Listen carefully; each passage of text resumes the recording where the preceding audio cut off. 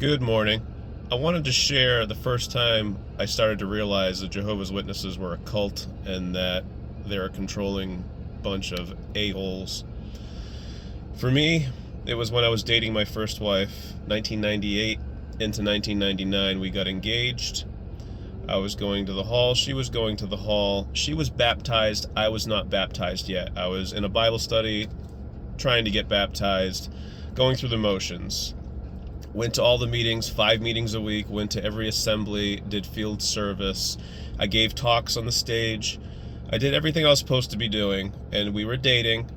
And like I said, she was baptized, I wasn't. They look down on people dating each other that aren't both baptized. So we got engaged and sent out all the invitations. There was literally over 100 people we invited because in the witnesses, you know a lot of people. Everybody knows each other. It's one big happy family. But the problem is, some people have a problem when it comes to all the little technicalities and all the bullshit that they spread. That being said, for me, we sent out our invitations, and one of the brothers in my hall in the Southbridge East congregation, Todd Peliquin, had a problem because he was a controlling asshole.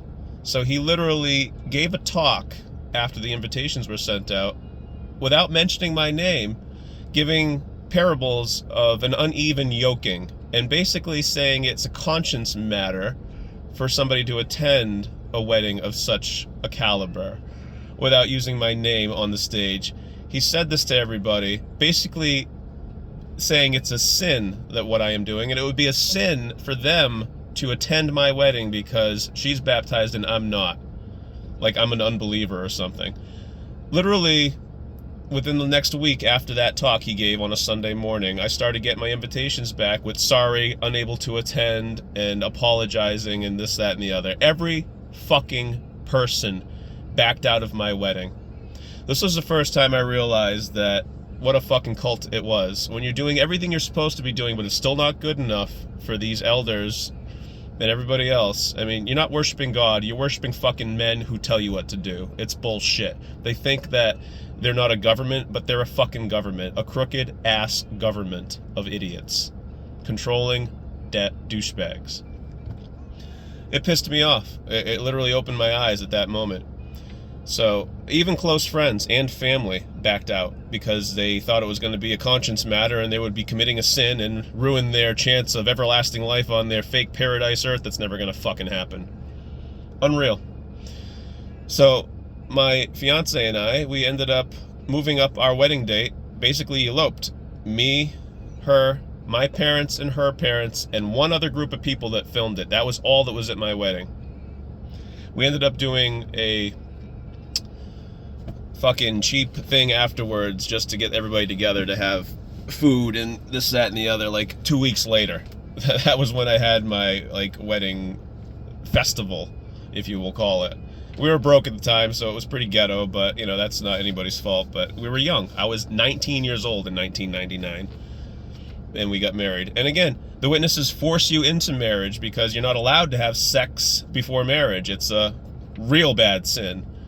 People used to look at us when we were dating and engaged, mind you, rolling their eyes at us, staring at us because we decided to, hold hands in the Kingdom Hall. And this was so looked down on, like we're setting a bad example, like we're committing some kind of fucking sin by doing this. It's amazing. We weren't doing anything out of the ordinary for ordinary people. We should have been, looked at as a nice, respectable couple because we weren't doing anything wrong. We literally didn't have sex together before we were married. We did everything the right way that we were supposed to do according to the Jehovah's Witness Bible, because their Bible, let me tell you, is different than anybody else's. It's just irritating, to be able to try to do everything you're supposed to do. We would literally drive to the Kingdom Hall together, and that's a big no-no. You're supposed to have a chaperone when you're dating as a Jehovah's Witness. Everywhere you go, all the time.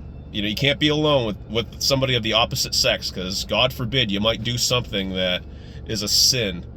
We would drive to the hall together, we would go, and we did this 5 times a week. There's 5 meetings a week back then. It was Tuesday for 2 hours, Thursday for 2 hours, and then Sunday, 2 hours. It was all that. And then Saturdays you were supposed to go out in field service, which we did on occasion. I didn't do it religiously like everybody else. I did it on occasion. One of the hardest things to do as Jehovah's Witness is go and knock on strangers' doors and preach to them all the bullshit that you barely believe yourself for the most part. But that was the first time I started seeing how ridiculous it was. You know, later on in time, our marriage didn't last. We were divorced and separated in 2006. So we were together 7 years. It was when I went through my divorce that I really, at that point, stopped going to the Kingdom Hall whatsoever and was done with everybody because, you know, that's another sin. Can't get divorced.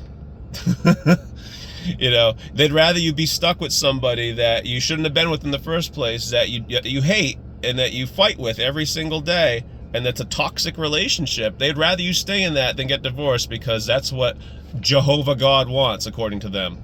You know, fucking twisted fucking people.